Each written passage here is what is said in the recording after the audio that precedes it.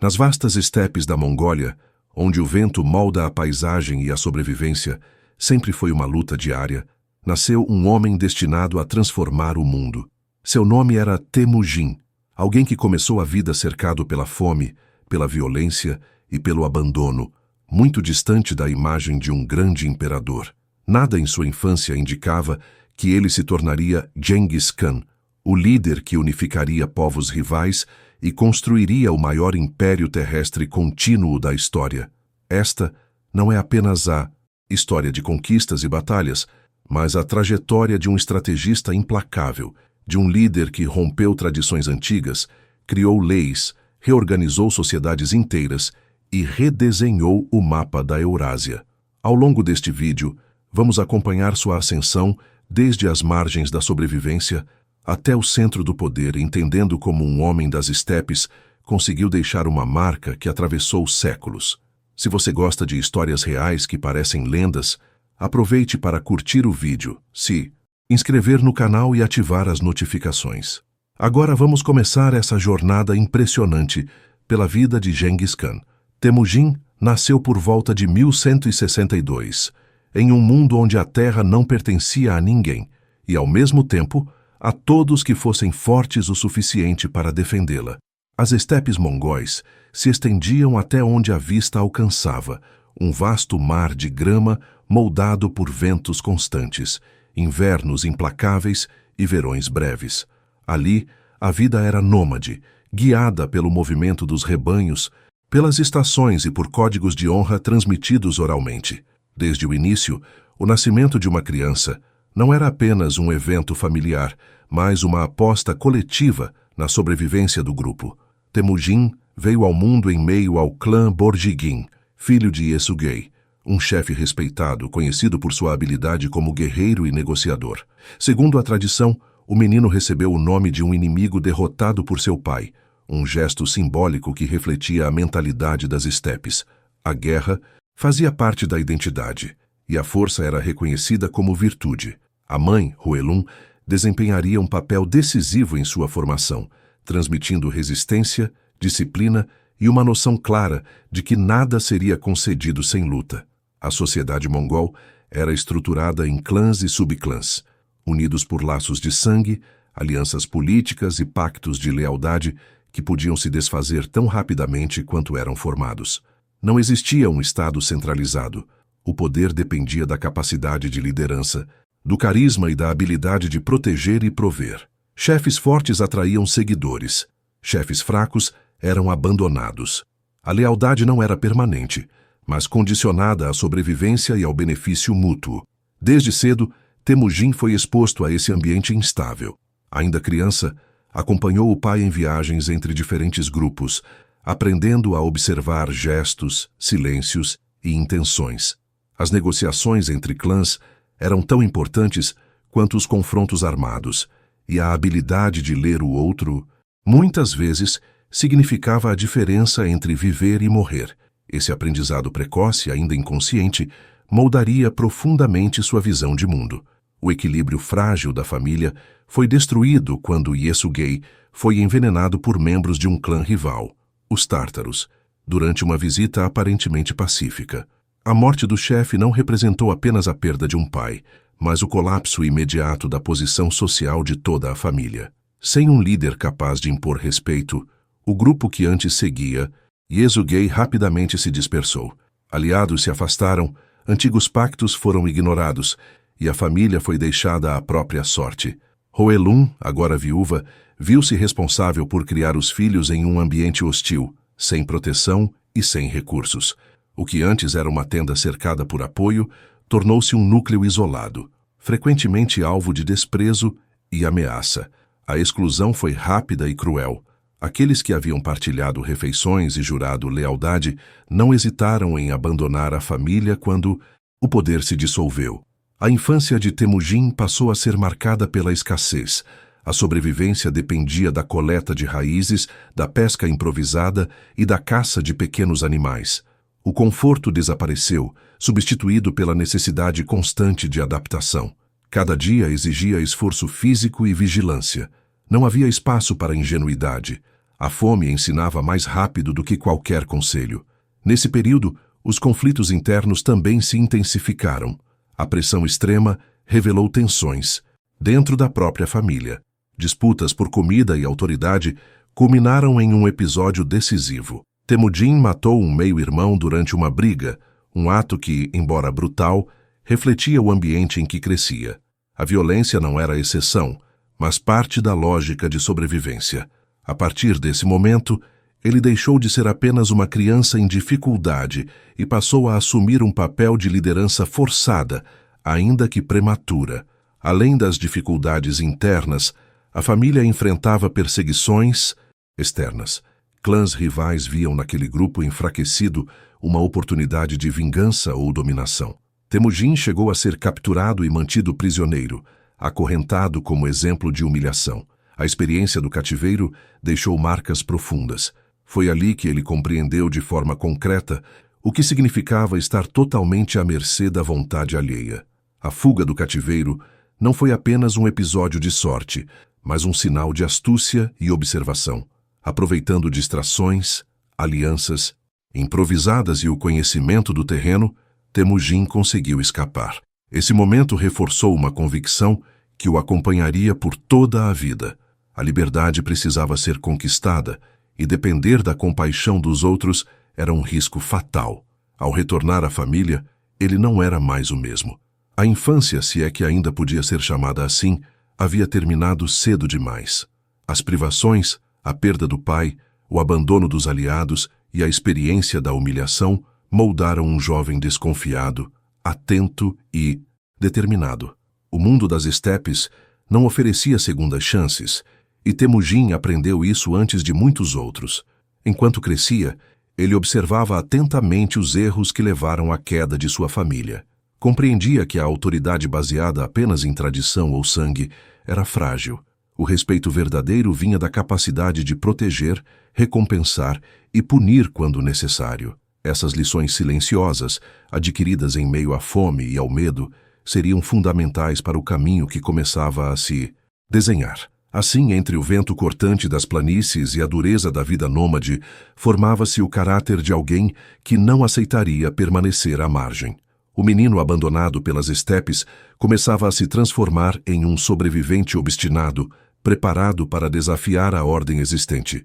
Sem saber, cada passo dado nesse período difícil o aproximava de um destino que ultrapassaria em muito os limites de seu mundo natal.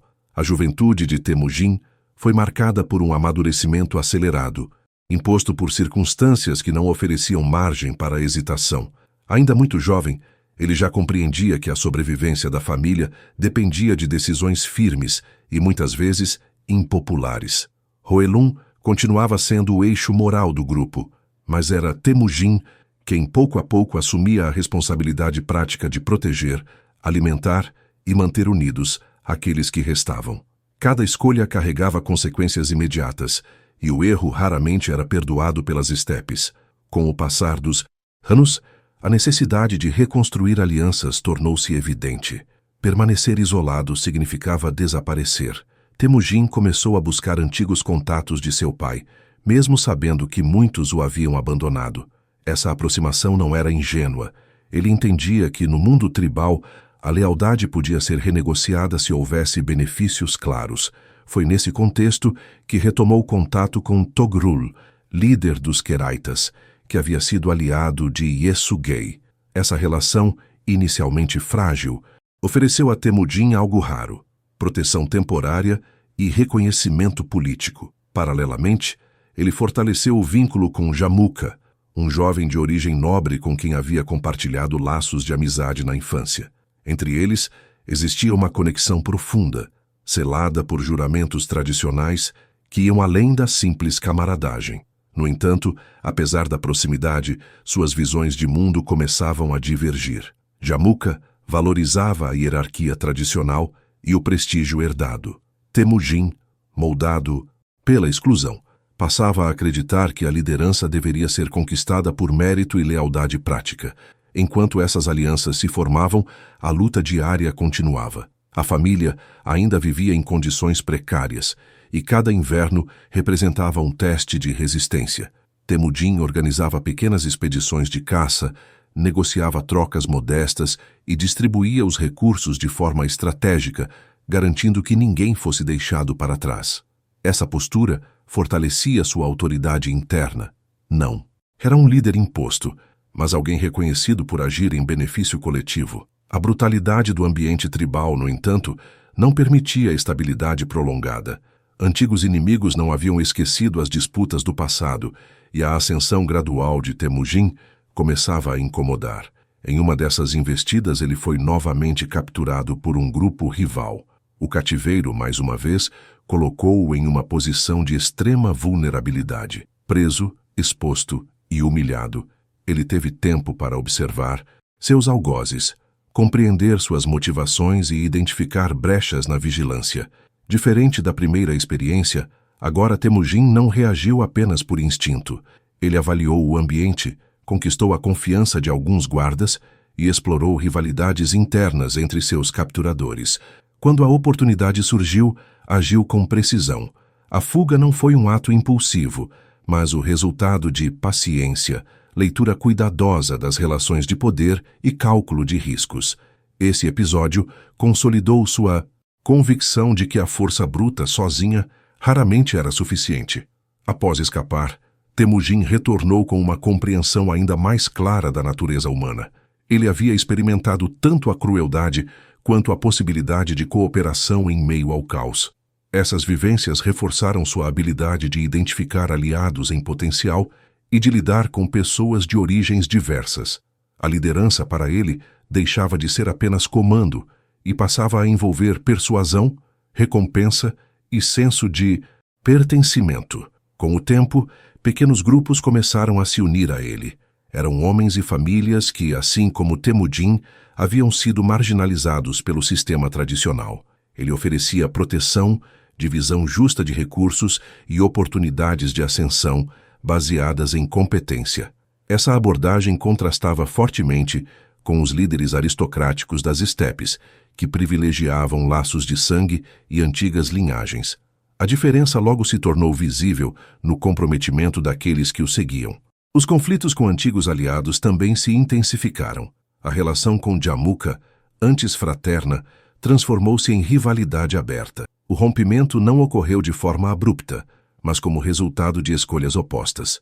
Enquanto Jamuka reunia seguidores por prestígio ancestral, Temujin atraía pessoas pela promessa de um novo modelo de organização. Essa tensão silenciosa preparava o terreno para confrontos futuros, ainda que, naquele momento, nenhum dos dois imaginasse a dimensão do que estava por vir. Durante esse período, Temujin demonstrou uma habilidade crescente para navegar entre confronto e conciliação. Sabia quando atacar e quando recuar, quando negociar e quando impor sua vontade. Cada vitória, mesmo que pequena, ampliava sua reputação. Cada derrota servia como aprendizado. Ele não buscava glória imediata, mas sobrevivência e estabilidade para seu grupo. A juventude de Temujin foi, portanto, um laboratório de experiências duras e decisivas. A fome, o cativeiro, as alianças frágeis e as rivalidades emergentes moldaram um líder atento às nuances do poder. Em meio à violência cotidiana das estepes, ele desenvolveu uma forma singular de liderança, baseada na observação, na adaptação e na capacidade de transformar a diversidade em vantagem.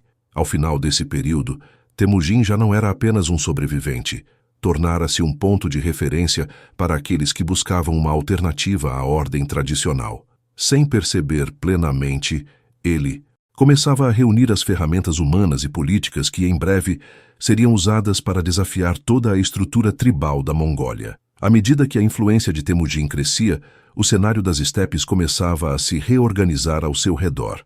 Aquilo que antes era apenas a luta de um jovem para manter sua família viva, transformava-se em um movimento mais amplo, capaz de atrair seguidores de diferentes origens. Homens sem prestígio hereditário, famílias expulsas de seus clãs e guerreiros, cansados da instabilidade, viam em Temujin uma liderança prática, menos presa a tradições rígidas e mais voltada à sobrevivência coletiva. Esse crescimento, porém, tornava inevitável o choque com forças já estabelecidas. No centro dessas tensões estava Jamuka, A amizade entre os dois havia sido construída na juventude, quando compartilharam juramentos e sonhos comuns. Ambos conheciam profundamente o mundo das estepes, mas interpretavam esse mundo de maneiras opostas. Jamuka representava a elite tradicional, defensor da hierarquia baseada no sangue e no prestígio ancestral. Para ele, a ordem social precisava ser preservada, mesmo que isso significasse a exclusão de muitos. Temujin, moldado pela rejeição, via nessa mesma ordem a raiz do caos e da injustiça. O rompimento não ocorreu de forma súbita. Inicialmente, os dois tentaram coexistir, mantendo alianças formais enquanto observavam atentamente os movimentos um do outro. No entanto, à medida que Temujin continuava a atrair seguidores pela promessa de igualdade relativa e recompensa por mérito, Jamuka passou a enxergar essa ascensão como uma ameaça direta. O conflito deixou de ser apenas pessoal e passou a simbolizar dois modelos opostos de liderança. Quando a guerra entre seus grupos se tornou inevitável, as estepes voltaram a ser palco de confrontos intensos. Jamuka contava com o apoio de clãs nobres e guerreiros experientes, enquanto Temujin reunia forças mais diversas, menos numerosas, porém profundamente leais. Esse contraste ficou evidente nos primeiros embates. Temujin evitava confrontos diretos desnecessários, preferindo ataques rápidos, manobras de desgaste e o uso inteligente do terreno. Cada vitória, mesmo limitada, reforçava sua reputação como estrategista. As guerras entre clãs não seguiam regras fixas. Alianças mudavam conforme as circunstâncias e a traição era uma possibilidade constante. Temujin demonstrou habilidade incomum para lidar com esse ambiente volátil. Sabia punir severamente a deslealdade, mas também oferecia perdão estratégico quando isso fortalecia sua posição. Essa flexibilidade, muitas vezes confundida com crueldade ou pragmatismo extremo, tornava-o imprevisível aos olhos dos adversários. O confronto com Jamuka atingiu um ponto decisivo quando Temujin conseguiu atrair parte significativa dos seguidores do antigo amigo. Muitos deles não eram movidos por ideologia, mas pela busca de segurança e reconhecimento. Ao oferecer posições e recompensas baseadas no desempenho, Temujin minava a base de poder de Jamuka, sem depender apenas da força bruta. O campo de batalha, nesse contexto, não se limitava à luta armada, mas incluía a disputa pela lealdade. Com o avanço dos conflitos, Temujin passou a reorganizar suas forças de maneira mais eficiente. Unidades menores, altamente móveis, substituíam agrupamentos desordenados. A disciplina era reforçada e o saque, antes caótico, passou a ser controlado. Essas mudanças aumentavam a coesão interna e reduziam tensões entre os próprios seguidores. Aos poucos, seu grupo deixava de ser apenas uma coalizão temporária e assumia a forma de um exército em formação. A rivalidade com Jamuka tornou-se cada vez mais amarga. Capturas, execuções e represálias marcaram essa fase, aprofundando o abismo entre os dois antigos aliados. Jamuka, fiel à tradição, recorria a punições exemplares e à manutenção de privilégios para a elite. Temujin, por sua vez, reforçava a ideia de que a lealdade deveria ser recompensada de forma justa. Essa diferença de abordagem refletia-se diretamente no moral das tropas. O resultado foi uma série de vitórias graduais para Temujin. Nenhuma delas, isoladamente, foi definitiva, mas juntas alteraram o equilíbrio de poder nas estepes. Seu nome começou a circular com mais frequência entre os clãs, ora associado à esperança de uma nova ordem, ora ao medo de um líder implacável. A dualidade, de sua imagem ao mesmo tempo protetora e ameaçadora, tornava-se uma ferramenta política poderosa. Com o tempo, Temujin deixou de ser visto apenas como o filho de Yesugei, ou o antigo aliado de Jamuka. Passou a ser reconhecido como um comandante, capaz de enfrentar chefes tradicionais em igualdade de condições. Sua autoridade não vinha de títulos antigos, mas de resultados concretos. Cada batalha vencida, cada aliança consolidada, reforçava sua posição como um dos principais líderes militares emergentes da Mongólia. O rompimento definitivo com Jamuka simbolizou mais do que o fim de uma amizade. Representou a vitória gradual de um novo modelo de poder sobre as estruturas antigas. As guerras entre clãs, embora violentas, serviram como um processo de seleção implacável, no qual apenas os líderes mais adaptáveis sobreviveriam. Temujin mostrou-se não apenas capaz de lutar, mas de aprender, ajustar-se e evoluir. Ao final desse período, sua transformação era evidente.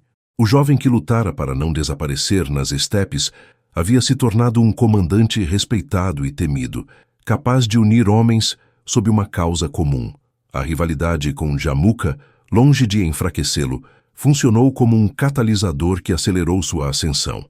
O cenário estava preparado para conflitos ainda maiores, que ultrapassariam os limites de clãs rivais e redefiniriam o destino de toda a Mongólia. A consolidação do poder de Temujin não ocorreu por meio de um único confronto decisivo, mas através de um processo longo e meticuloso de absorção, ruptura e reorganização. À medida que suas vitórias se acumulavam, muitas tribos passaram a enxergar nele não apenas um comandante eficiente, mas uma alternativa real ao ciclo interminável de guerras internas que assolava as estepes havia gerações. A unificação mongol não nasceu da imposição imediata, e sim da percepção gradual de que a fragmentação enfraquecia a todos. Temujin compreendeu que, para dominar de forma duradoura, não bastava derrotar inimigos no campo de batalha. Era necessário transformar a própria estrutura social que sustentava os conflitos. As antigas hierarquias tribais, baseadas exclusivamente no prestígio ancestral, criavam divisões profundas e constantes disputas pelo poder. Ele havia sido vítima desse sistema e agora buscava substituí-lo por algo mais funcional, ainda que igualmente rigoroso.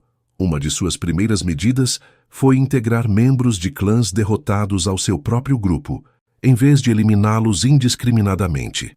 Essa prática, incomum para a época, enfraquecia os ressentimentos e aumentava rapidamente o número de seguidores. A condição, porém, era clara. A lealdade passava a ser direcionada a ele, e não mais aos antigos líderes. Dessa forma, Temujin minava a autoridade tradicional enquanto fortalecia a própria posição.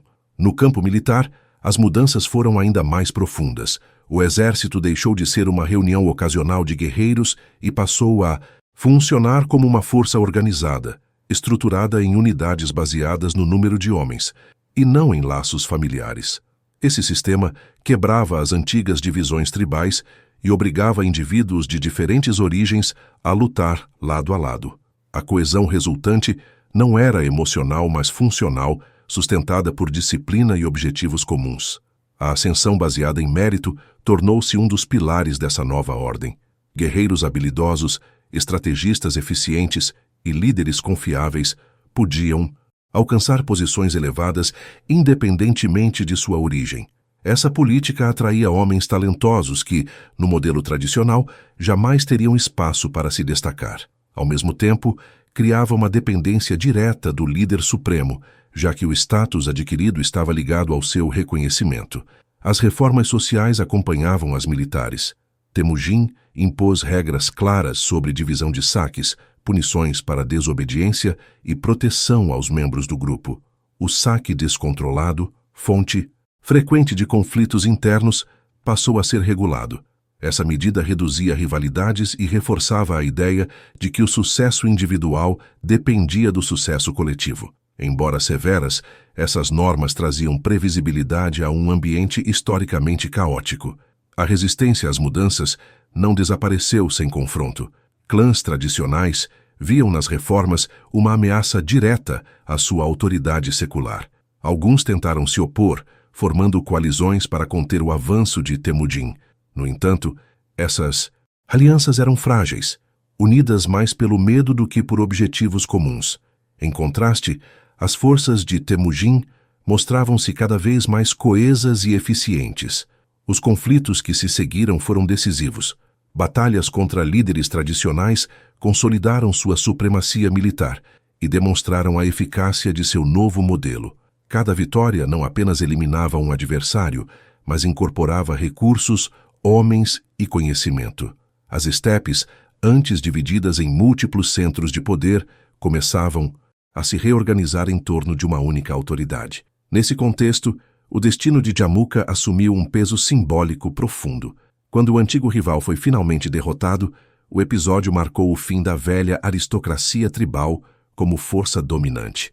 A execução de Jamuka, realizada de acordo com os costumes da época, representou o encerramento de um ciclo e o início de outro. Com isso, Temujin não apenas eliminava um inimigo, mas encerrava uma visão de mundo que já não correspondia à nova realidade das estepes. A unificação ganhou reconhecimento formal em uma grande assembleia dos líderes mongóis. Ali, Temujin foi proclamado líder supremo de todos os mongóis e recebeu o título pelo qual entraria para a história, Genghis Khan. O nome não era apenas honorífico, simbolizava a autoridade universal, legitimando seu domínio sobre tribos antes rivais e selando o nascimento de uma nova entidade política. Com essa proclamação, surgia uma ordem inédita nas estepes. As antigas lealdades tribais davam lugar a uma identidade mais ampla, centrada na figura do líder e em um conjunto de leis e práticas comuns. A guerra interna, embora não completamente extinta, era agora direcionada para fora, contra inimigos externos. Essa mudança estratégica canalizava a energia militar mongol para além de suas fronteiras naturais. Genghis Khan mostrava-se assim mais do que um conquistador em ascensão. Tornava-se um arquiteto social, disposto a remodelar profundamente a sociedade que o havia rejeitado. A combinação de disciplina, meritocracia e autoridade centralizada criava uma máquina de poder sem precedentes nas estepes. O mundo nômade, antes fragmentado, transformava-se em uma força unificada, pronta para avançar além de seu território ancestral. Ao final desse processo, as estepes já não eram as mesmas. Onde antes havia clãs em disputa constante, agora existia um império em gestação. A unificação não trouxe paz duradoura, mas ofereceu algo novo, direção. E sob a liderança de Genghis Khan, essa direção apontava para horizontes muito além da Mongólia. Com a unificação das tribos mongóis, Genghis Khan passou a dispor de algo inédito nas estepes, um exército permanente, organizado e profundamente leal a um comando central. Essa força não era numericamente superior às dos grandes impérios vizinhos, mas compensava essa limitação com mobilidade, disciplina e uma flexibilidade estratégica que poucos adversários conseguiam compreender a tempo. O exército mongol não era apenas um instrumento de guerra, mas uma extensão direta da nova ordem criada por seu líder. A base dessa estrutura estava na organização decimal. Os guerreiros eram agrupados em unidades de 10, 100, 1.000 e 10.000 homens, independentemente de origem tribal ou laços familiares. Essa divisão permitia comando claro, rápida transmissão de ordens e substituição eficiente de líderes em caso de perdas. Cada homem sabia exatamente sua função, seu superior, imediato e as consequências da desobediência. A disciplina era rígida, aplicada de forma uniforme, reforçando a sensação de igualdade dentro da hierarquia militar. A cavalaria era o coração do exército mongol. Desde a infância, os guerreiros aprendiam a cavalgar, atirar com arco e sobreviver em condições extremas. Cada soldado dispunha de vários cavalos, o que permitia longas marchas sem exaurir os animais. Essa mobilidade extraordinária tornava possível atravessar grandes distâncias em poucos dias, surpreendendo inimigos que ainda acreditavam estar a salvo. O campo de batalha para os mongóis não tinha limites fixos. As táticas empregadas refletiam essa mobilidade. Ataques rápidos, retiradas simuladas e cercos dinâmicos confundiam adversários acostumados a combates mais estáticos. A falsa retirada, em particular, tornou-se uma marca registrada. Fingindo recuar, os mongóis atraíam o inimigo para terrenos desfavoráveis, onde então lançavam contra-ataques devastadores. Essa abordagem exigia coordenação precisa e confiança mútua, algo raro em exércitos baseados apenas na força numérica. A disciplina se estendia além do combate direto. O saque, como já havia sido reformado, seguia regras claras. Desobedecer ordens, abandonar companheiros ou agir de forma individualista podia resultar em punições severas. Essas medidas, embora duras, garantiam coesão, e evitavam o colapso interno durante campanhas prolongadas. A sobrevivência coletiva tinha prioridade absoluta sobre o ganho pessoal imediato. Outro elemento crucial era o uso sistemático da inteligência. Antes de atacar, os mongóis coletavam informações detalhadas sobre rotas, defesas, rivalidades internas e recursos disponíveis. Espiões, comerciantes e desertores desempenhavam papéis fundamentais nesse processo. Muitas vezes, a vitória começava muito antes do primeiro confronto, com o enfraquecimento psicológico e político do inimigo. O terror psicológico também fazia parte da estratégia. Cidades que resistiam podiam ser destruídas de forma exemplar, enquanto aquelas que se rendiam rapidamente eram poupadas. Essa reputação se espalhava com rapidez, levando muitos adversários a capitular sem combate. Para Genghis Khan, a violência extrema não era um fim em si, mas um meio de reduzir a resistência futura e preservar forças para campanhas seguintes. Apesar da imagem de brutalidade, o exército mongol demonstrava notável capacidade de adaptação cultural. Engenheiros, artesãos e especialistas capturados eram frequentemente incorporados em vez de eliminados. Técnicas de cerco, desconhecidas pelos nômades, passaram a ser utilizadas com eficiência crescente. Essa abertura ao conhecimento externo ampliava as possibilidades estratégicas e permitia enfrentar cidades fortificadas com sucesso. À medida que o poder militar se consolidava, Genghis Khan voltou seu olhar para além das fronteiras da Mongólia.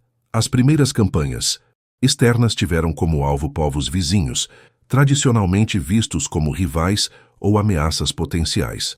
Essas incursões iniciais serviam tanto para expandir território quanto para testar a eficácia do novo exército em cenários diferentes. O contato com civilizações sedentárias revelou diferenças profundas. Cidades muradas, exércitos mais pesados e sistemas administrativos complexos exigiam abordagens distintas. Em vez de insistir em métodos inadequados, os mongóis ajustavam suas táticas, cercos prolongados, bloqueio de suprimentos e uso de especialistas estrangeiros tornaram-se práticas comuns. A capacidade de aprender rapidamente com cada campanha era uma das maiores forças do exército. Essas primeiras conquistas fora da Mongólia tiveram um efeito transformador. O sucesso reforçava a autoridade de Genghis Khan e atraía ainda mais seguidores.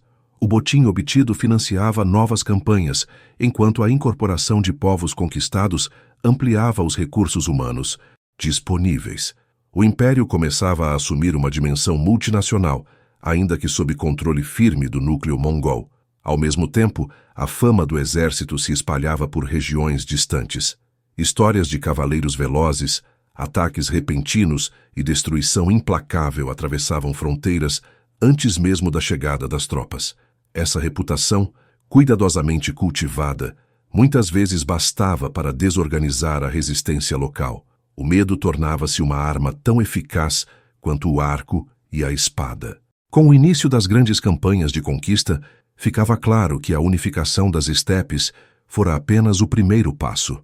O exército mongol, moldado pela disciplina, mobilidade e adaptação constante, estava preparado para enfrentar mundos muito maiores e mais complexos. Sob a liderança de Genghis Khan, a guerra deixava de ser apenas uma disputa regional e passava a assumir proporções continentais, abrindo caminho para transformações que ecoariam por toda a Eurásia. Quando Genghis Khan voltou sua atenção para o norte da China, encontrou um mundo radicalmente diferente das estepes. O Império Jin, governado pelo povo Jurchen, controlava vastos territórios, cidades fortificadas e uma população numerosa, sustentada por agricultura intensiva e uma burocracia consolidada. Para os mongóis acostumados ao movimento constante e à guerra em campo aberto, aquele cenário representava um desafio inédito. Conquistar a China do Norte exigiria mais do que velocidade e coragem. Demandaria adaptação profunda. Os primeiros confrontos deixaram claro que as muralhas seriam o principal obstáculo. Fortificações de pedra, torres de vigia e portões reforçados anulavam a vantagem tradicional da cavalaria. Ainda assim, Genghis Khan não recuou. Em vez disso, transformou cada resistência em uma oportunidade de aprendizado. As campanhas iniciais contra o Império Jin serviram como um laboratório brutal, onde os mongóis testaram limites, sofreram perdas e absorveram novas técnicas. A guerra assumiu um caráter prolongado e desgastante. Diferente das batalhas rápidas das estepes, os cercos exigiam paciência, logística e coordenação em larga escala. Cidades que se recusavam a se render enfrentavam represálias severas. A destruição sistemática, embora chocante, tinha um objetivo claro: quebrar a vontade de resistência. A notícia do destino de uma cidade rebelde frequentemente bastava para abrir os portões da próxima. A brutalidade dos cercos marcou profundamente essas campanhas. Fome, doenças e ataques constantes corroíam as defesas urbanas. Para os habitantes do norte da China, a guerra contra os mongóis tornou-se sinônimo de terror. No entanto, essa violência extrema não era aplicada de forma indiscriminada. Cidades que se rendiam eram poupadas em maior medida, seus artesãos e administradores frequentemente preservados e incorporados ao sistema mongol. Foi nesse contexto que a incorporação de engenheiros estrangeiros tornou-se decisiva. Genghis Khan compreendeu rapidamente que precisava de especialistas capazes de lidar com muralhas, máquinas de cerco e sistemas defensivos complexos. Engenheiros chineses, persas e de outras regiões conquistadas passaram a integrar o exército. Catapultas, arietes e técnicas avançadas de cerco começaram a ser empregadas com eficiência crescente. Essa abertura ao conhecimento externo representava uma ruptura com a imagem tradicional do guerreiro nômade. Os mongóis não apenas aprendiam, mas adaptavam as técnicas às suas próprias necessidades. Máquinas de cerco eram desmontadas, transportadas e remontadas com rapidez, acompanhando a mobilidade do exército. A combinação entre engenharia sofisticada e estratégia móvel tornou-se uma vantagem quase impossível de neutralizar. Enquanto as campanhas avançavam, Genghis Khan demonstrava habilidade em explorar as divisões internas do Império Jin. Rivalidades entre elites, tensões regionais e insatisfação popular eram usadas a favor dos invasores. A guerra deixava de ser apenas um confronto militar e passava a envolver manipulação política e psicológica. Em muitos casos, a queda de uma cidade resultava mais de colapsos internos do que de ataques diretos. O aprendizado estratégico adquirido nessas campanhas foi profundo. Os mongóis passaram a coordenar ataques simultâneos em múltiplas frentes, sobrecarregando a capacidade de resposta inimiga. Rotas de suprimento eram interrompidas, campos agrícolas devastados e comunicações sabotadas. A guerra transformava-se em um processo sistemático de desgaste, no qual o tempo jogava a favor dos invasores. A conquista do norte da China também ampliou significativamente os recursos disponíveis para o império em expansão. Além de riquezas materiais, os mongóis ganharam acesso a uma população numerosa, habilidades administrativas e conhecimento tecnológico. Esse contato com uma civilização altamente desenvolvida contribuiu para a transformação do exército mongol em uma máquina de guerra cada vez mais sofisticada. Outros reinos da região observaram com apreensão o avanço mongol. Alguns tentaram resistir, outros buscaram acordos temporários. Em todos os casos, a reputação de Genghis Khan como líder implacável precedia suas tropas. O efeito psicológico dessas campanhas foi tão importante quanto as vitórias militares. A percepção de que os mongóis eram imparáveis começava a se enraizar. Ao final desse período, os mongóis já não eram apenas conquistadores das estepes, mas um poder capaz de enfrentar e derrotar impérios estabelecidos. A guerra contra o Império Jin havia transformado profundamente sua forma de lutar, pensar e administrar territórios. O exército emergia mais experiente, mais adaptável e mais confiante do que nunca. Essa transformação marcou um ponto de não retorno. O aprendizado obtido no norte da China preparou o caminho para campanhas ainda mais ambiciosas, em regiões distantes e culturalmente diversas. Genghis Khan havia demonstrado que seu império não tinha limites naturais. A partir dali, a expansão deixava de ser uma possibilidade e se tornava uma certeza, sustentada por uma força militar que aprendera a dominar tanto o campo aberto quanto as cidades muradas. A expansão mongol em direção à Ásia Central colocou Genghis Khan diante de um dos confrontos mais decisivos de sua vida, o choque com o Império Corásmio. Governado por Muhammad II, esse império se estendia por vastas regiões que hoje correspondem ao Irã, Uzbequistão, Turcomenistão e partes do Afeganistão. Era um território rico, cortado por rotas comerciais estratégicas e repleto de cidades prósperas. Para Genghis Khan, o contato inicial não foi motivado pela guerra, mas pela diplomacia e pelo comércio. O líder mongol buscava estabelecer relações comerciais estáveis com o Império Corásmio, reconhecendo a importância econômica da região. Enviou emissários com propostas pacíficas, carregando presentes e mensagens de cooperação. A resposta de Muhammad II, no entanto, foi marcada por desconfiança e arrogância. Um grupo de comerciantes mongóis foi acusado de espionagem e executado, e os enviados diplomáticos foram humilhados. Esse episódio, mais do que um insulto pessoal, representou uma violação grave das normas que Genghis Khan considerava sagradas. A reação foi imediata e implacável. Para Genghis Khan, a quebra da inviolabilidade diplomática exigia uma resposta exemplar. A guerra contra o Império Corásmio não seria apenas uma campanha de conquista, mas uma demonstração de poder destinada a ecoar por todo o mundo conhecido. Pela primeira vez, o exército mongol atravessava as fronteiras do coração da Ásia Central com o objetivo de destruir um grande império sedentário. A ofensiva começou de forma coordenada e surpreendente. Em vez de avançar como uma massa única, Genghis Khan dividiu suas forças em múltiplos contingentes, atacando simultaneamente diferentes regiões. Essa estratégia confundiu completamente os defensores, que esperavam um avanço previsível. As comunicações do Império Corásmio foram rapidamente desorganizadas, impedindo uma resposta unificada. Cidades que haviam prosperado por séculos tornaram-se alvos de cercos brutais. Bukhara, Samarcanda e Urgent enfrentaram a fúria mongol em momentos diferentes, mas com consequências igualmente devastadoras. A resistência era respondida com destruição sistemática. Muralhas caíam, populações eram dizimadas e centros urbanos inteiros eram arrasados. Essas ações não eram aleatórias, serviam para reforçar a mensagem de que desafiar Genghis Khan significava aniquilação. A brutalidade desses ataques chocou o mundo islâmico e além. Relatos de rios tingidos de sangue e cidades transformadas em ruínas espalharam-se rapidamente pelas rotas comerciais. O terror psicológico precedia o avanço das tropas, fazendo com que muitas localidades se rendessem sem lutar.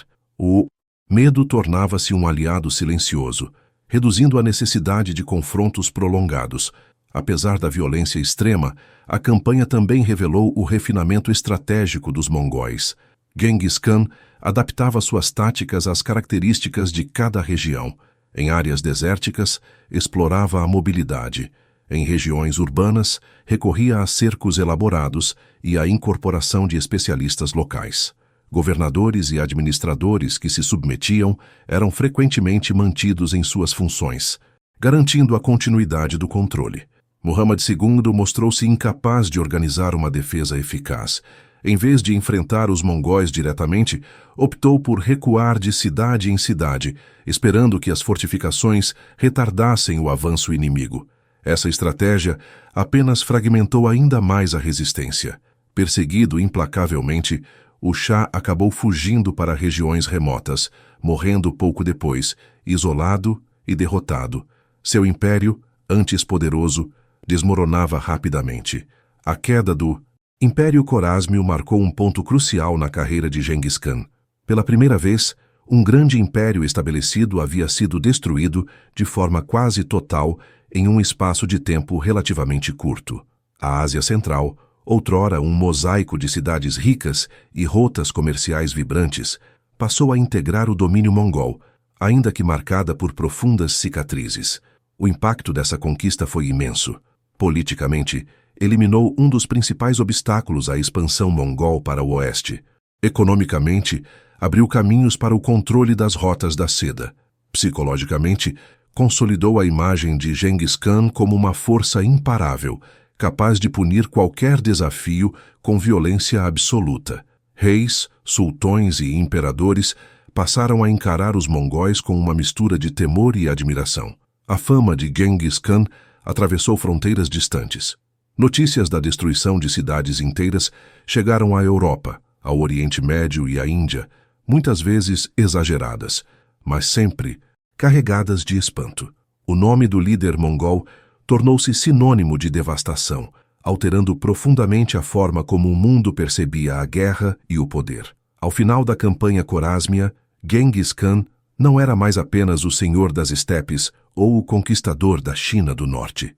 Tornara-se o dominador de uma vasta porção da Ásia Central e o homem mais temido de seu tempo. O império que ele construía avançava para territórios cada vez mais distantes, impulsionado por uma reputação que precedia suas tropas e por uma máquina de guerra que parecia não conhecer limites. À medida que o império de Genghis Khan se expandia por vastas regiões da Ásia, tornava-se evidente que a conquista, por si só, não garantiria a estabilidade de um domínio tão extenso e diverso. Governar povos sedentários, comerciantes, artesãos, camponeses e cidades inteiras exigia algo que ultrapassava a força militar. Genghis Khan compreendeu que, para manter o controle, era necessário criar uma estrutura administrativa capaz de unificar culturas distintas sob regras comuns, sem apagar completamente suas diferenças. No centro desse sistema estava a Yasa, um conjunto de leis e normas atribuídas a Genghis Khan. Mais do que um código jurídico formal, a Yasa funcionava como um instrumento de ordem e disciplina. Suas regras abrangiam desde a organização militar até o comportamento cotidiano, incluindo punições severas para traição, roubo e desobediência. A aplicação rigorosa dessas normas transmitia uma mensagem clara: todos, independentemente de origem ou status, estavam sujeitos à mesma autoridade. A Yasa também refletia valores moldados pela vida nas estepes. Lealdade, disciplina e cooperação eram princípios centrais. Ao mesmo tempo, o código buscava reduzir conflitos internos, estabelecendo regras claras sobre divisão de recursos e responsabilidade coletiva. Essa previsibilidade jurídica, ainda que dura, oferecia uma forma de estabilidade rara em um império em rápida expansão. No campo administrativo, Genghis Khan demonstrou pragmatismo.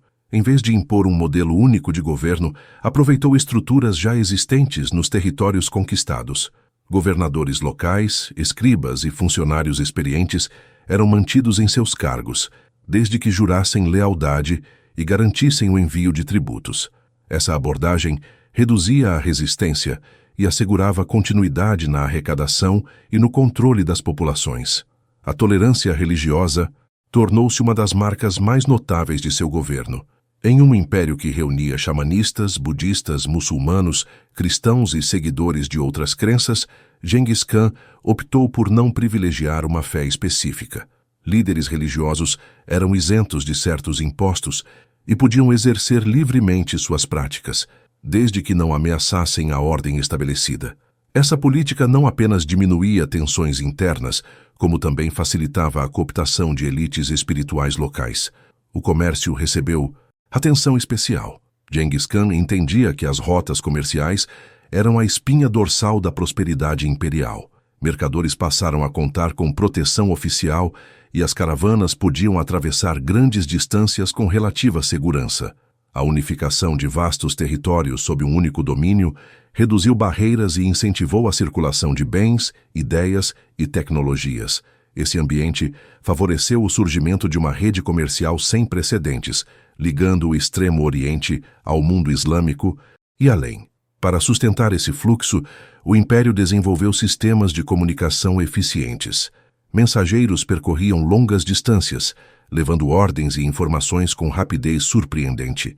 Essa rede permitia que Genghis Khan mantivesse controle sobre regiões afastadas, reagindo a rebeliões ou crises com agilidade. A administração não era centralizada de forma rígida, mas coordenada por uma lógica funcional que priorizava a eficiência. O caráter multicultural do Império tornou-se uma de suas maiores forças. Artesãos chineses, comerciantes muçulmanos, engenheiros persas e guerreiros das estepes coexistiam sob o domínio mongol. Em vez de impor uma identidade única, Genghis Khan explorava as competências específicas de cada povo. Especialistas eram deslocados conforme as necessidades do império, contribuindo para obras, produção e organização militar. Essa integração, no entanto, não significava ausência de controle. Rebeliões eram reprimidas com severidade e a autoridade central permanecia incontestável. A tolerância tinha limites claros. Ela existia enquanto não ameaçasse a estabilidade do domínio mongol. Ainda assim, quando comparado a outros impérios conquistadores, o governo de Genghis Khan mostrava-se surpreendentemente flexível. Ao longo de seu reinado, ele construiu uma imagem que ia além do conquistador implacável. Tornou-se também um legislador atento às necessidades práticas de um império continental. Suas decisões, embora muitas vezes duras, buscavam criar um sistema funcional em um território vasto e heterogêneo. A guerra havia aberto caminho, mas era a administração que mantinha o império de pé. No fim, o governo de Genghis Khan redefiniu o que significava dominar grandes extensões de terra. Seu império não era apenas uma soma de territórios conquistados, mas uma rede integrada por leis, comércio e comunicação. Essa estrutura permitiria que o domínio mongol sobrevivesse à morte de seu fundador, influenciando profundamente a história da Eurásia por gerações. Nos últimos anos de sua vida, Genghis Khan já não era apenas o líder de um império em expansão, mas a figura central de uma ordem que abrangia territórios vastíssimos e povos profundamente diversos. Apesar da idade avançada para os padrões da época e das marcas físicas deixadas por décadas de campanhas, ele manteve um ritmo intenso de atividade. A guerra continuava sendo parte inseparável de seu governo, não como impulso de conquista, mas como instrumento de estabilidade e controle. As campanhas finais concentraram-se principalmente contra o reino de Xia Ocidental, um estado situado entre a China e as estepes, cuja lealdade era instável. Embora já tivesse sido subjugado anteriormente, o reino demonstrava sinais de rebeldia e resistência passiva. Para Genghis Khan, permitir esse tipo de desafio significava abrir precedentes perigosos. A resposta foi uma nova ofensiva, conduzida com a mesma determinação que marcara suas guerras anteriores. Mesmo enfraquecido fisicamente, Genghis Khan acompanhava de perto as operações. Delegava funções estratégicas, mas mantinha controle direto sobre decisões cruciais. Essa fase revelou um líder mais cauteloso, atento à logística e à preservação das forças. Consciente de que o império precisava permanecer funcional, independentemente de sua presença constante no campo de batalha. Foi durante essa campanha que surgiram os primeiros relatos sobre o declínio de sua saúde. As fontes são escassas e frequentemente contraditórias. Alguns relatos mencionam uma queda de cavalo, outros sugerem ferimentos em combate ou doença.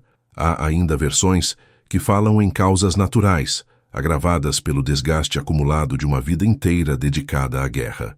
O silêncio deliberado em torno desses acontecimentos contribuiu para o surgimento de mistérios que persistem até hoje.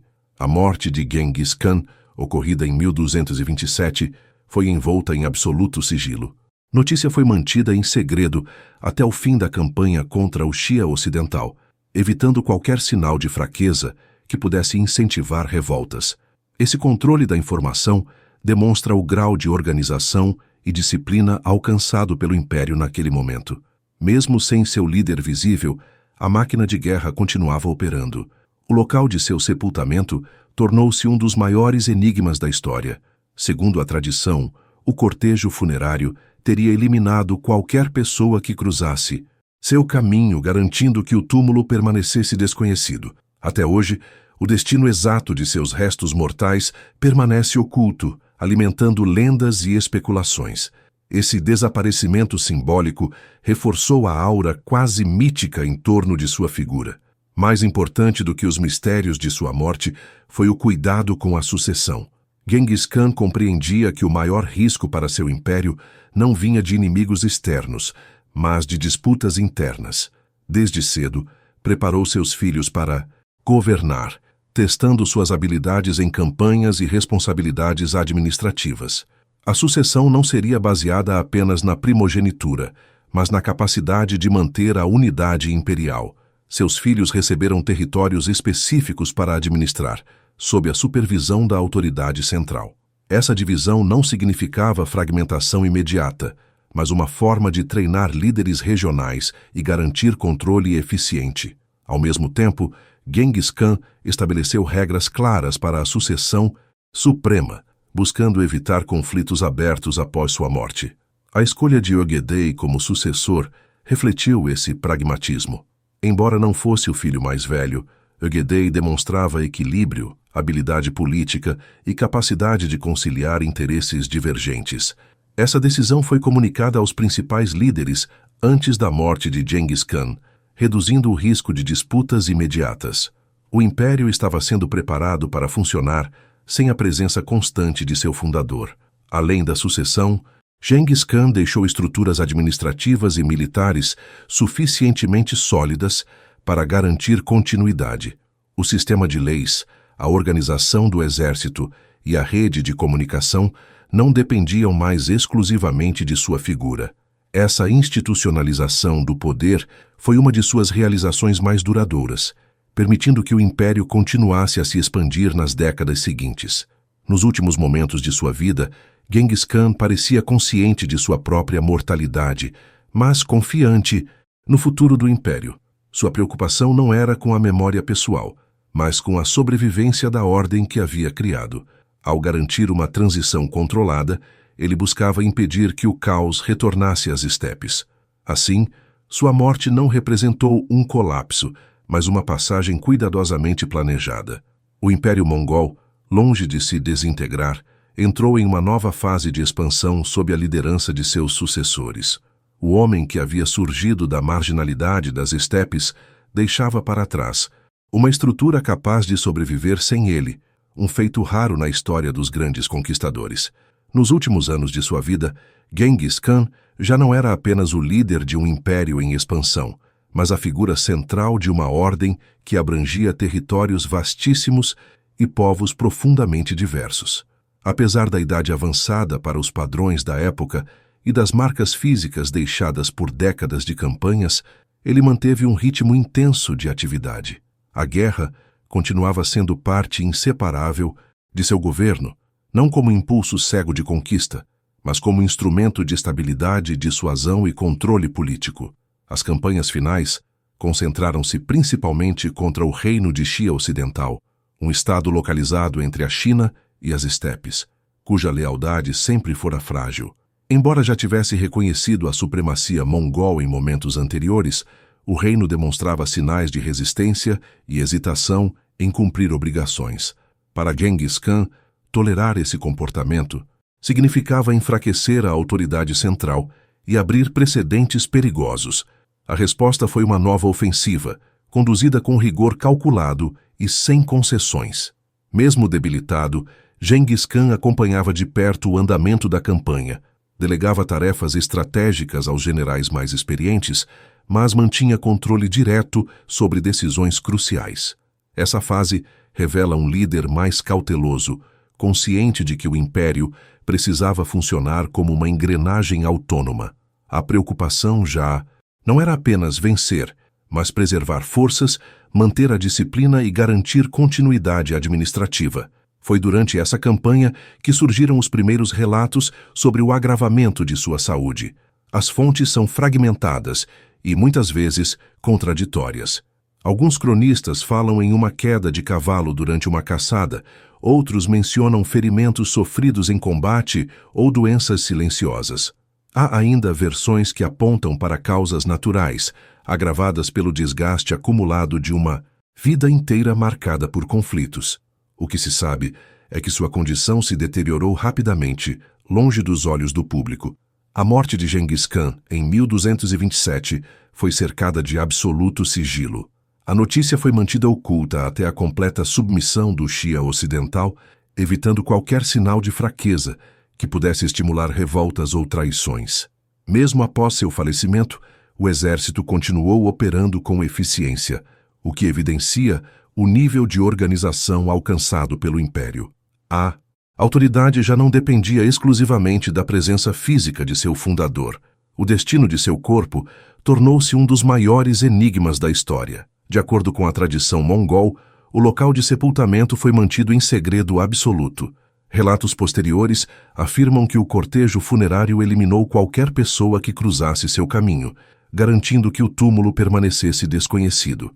Até hoje, o local exato de seu descanso final não foi identificado, reforçando o caráter quase mítico de sua figura. Mais significativo do que o mistério em torno de sua morte foi o cuidado extremo com o legado e a sucessão. Genghis Khan compreendia que o maior risco ao império vinha de disputas internas, não de inimigos externos. Por isso, desde cedo, preparou seus filhos para governar.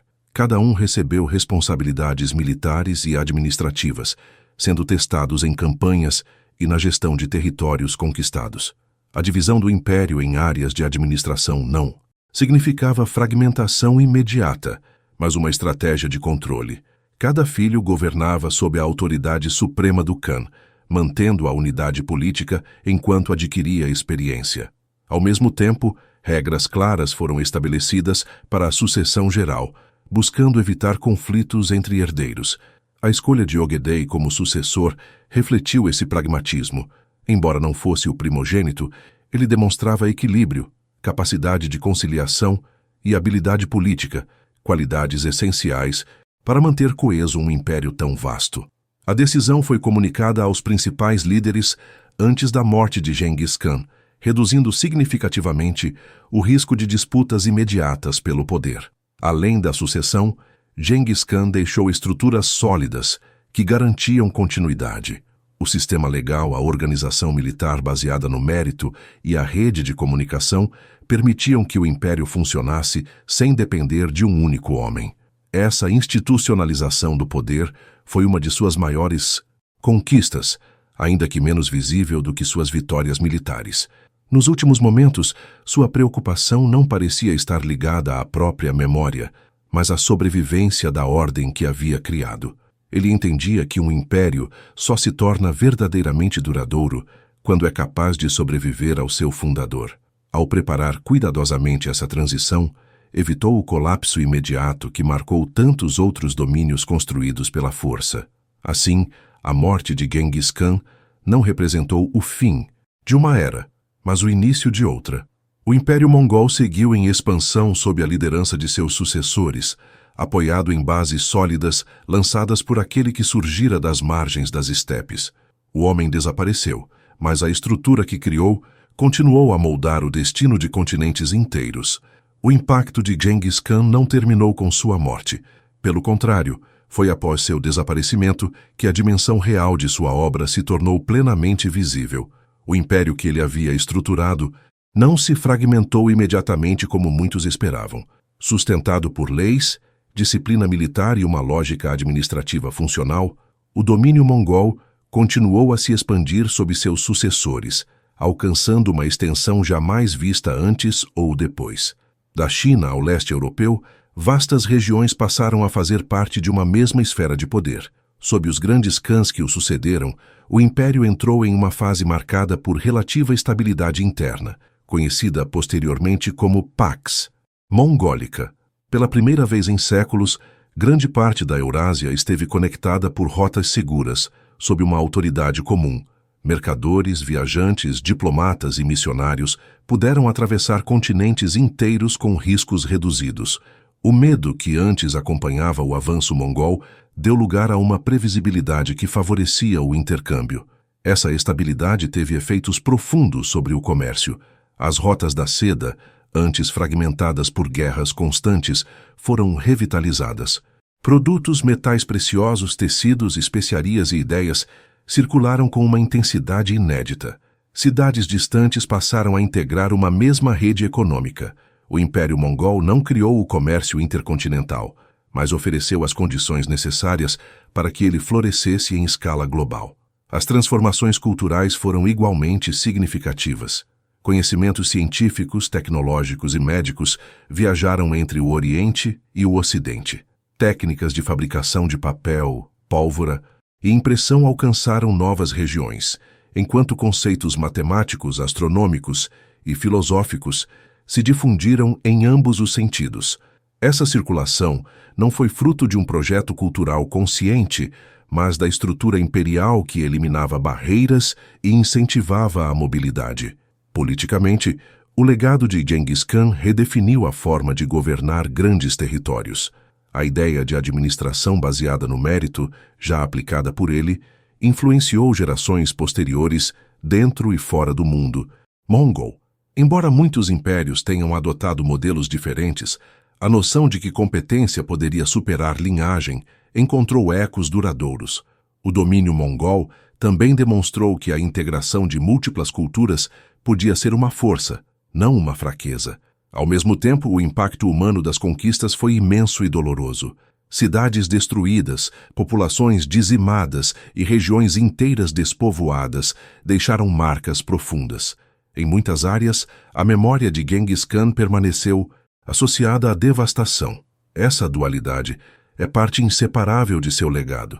Ele foi tanto um agente de destruição quanto um catalisador de conexões que moldaram o mundo moderno. Na Ásia, sua imagem assumiu contornos variados.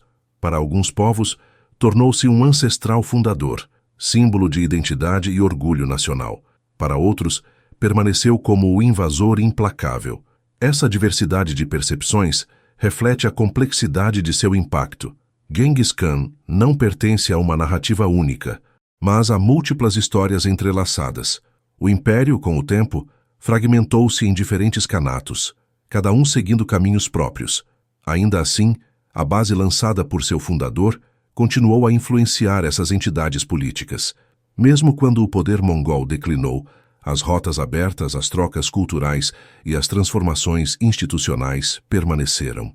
O mundo pós-mongol já não era o mesmo que existia antes de sua ascensão. Séculos depois, historiadores ainda debatem a verdadeira dimensão de Genghis Khan. Foi ele um bárbaro destruidor ou um visionário pragmático? A resposta talvez resida no reconhecimento de que ele foi ambos, um homem moldado por um ambiente extremo, que respondeu à violência com violência, mas que também construiu estruturas capazes de sustentar um império multicultural.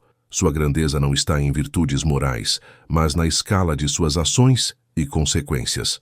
É difícil imaginar que aquele menino abandonado nas estepes, marcado pela fome e pela perseguição, pudesse influenciar tão profundamente o curso da história. No entanto, foi justamente essa origem marginal que moldou sua visão de mundo.